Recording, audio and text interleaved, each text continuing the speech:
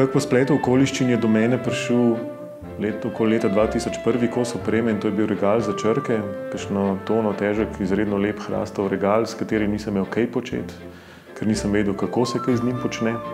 In 24. aprila 2010 se je moje življenje radikalno spremenilo. Sem Marko Drpič, kaligraf, klesalec črk, oblikovalec, pedagog. Večino časa, zadnja leta, pa namenjam visokemu tisku.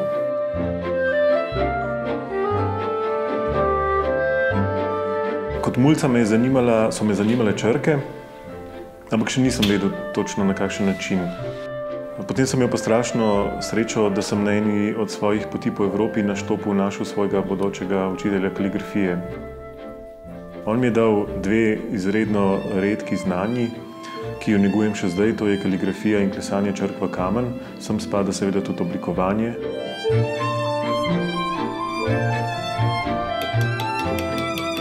Leta 2010 je bila Ljubljana svetovna prestolnica knjige. Takrat sem potrkal na vrata oddelka za kulturo na mestni občini Ljubljana in povedal, da imam nekaj kosov opreme, ki so pa izredno povezani s knjigo in da če je kakšna možnost, da jih predstavimo javno. In je mesto šlo naproti in je našlo prostor v stavbi Kresije. Jaz sem cele dneve preživel v tem prostoru. Imeli smo veliko delavnic, demonstracije tiska. Najbolj vesel sem pa bil, in na to niti pravzaprav nisem računal, pa obiskov nekdanjih zaposlenih v grafični industriji. Kar danes znam, pravzaprav sem se naučil zaradi njih. Jaz prej teh znanj seveda nisem imel. Uporabljamo res najbolj klasično tehniko, čisto identično, kot se je uporabljala, ne vem, zadnjih 200 let recimo.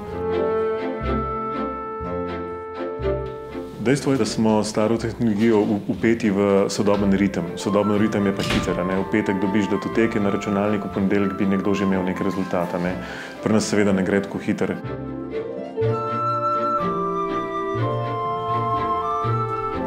Glede na to, da so to stare mašine, moramo najprej naštimati mašino, da bo pravilno papir zagrabila, da bo pravilen pritisk, da bo barva pravilno nanešena, da bo ravno prav.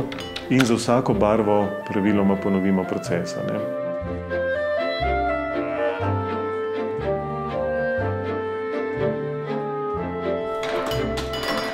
Ena od lastnosti teh starih tehnik je, da je izredno veliko ročnega dela, pa da so vsi postopki daljši kot pri sodobnih strojih. Je pa na koncu rezultat res tako izjemen, tako da tukaj pa res se ne morejo novejši stroji kosati z nami.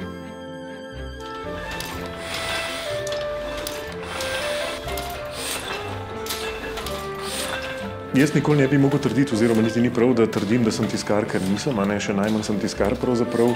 Po 8 letih delovanja sem še vedno začetnik, še vedno delam kar precej škode, ampak deloma pa v resnici tudi izredno vrhunske stvari, tako da brez omahovanja lahko povem, da smo na nivoju podobnih aktivnosti kjerkoli v svetu. To je pedigre.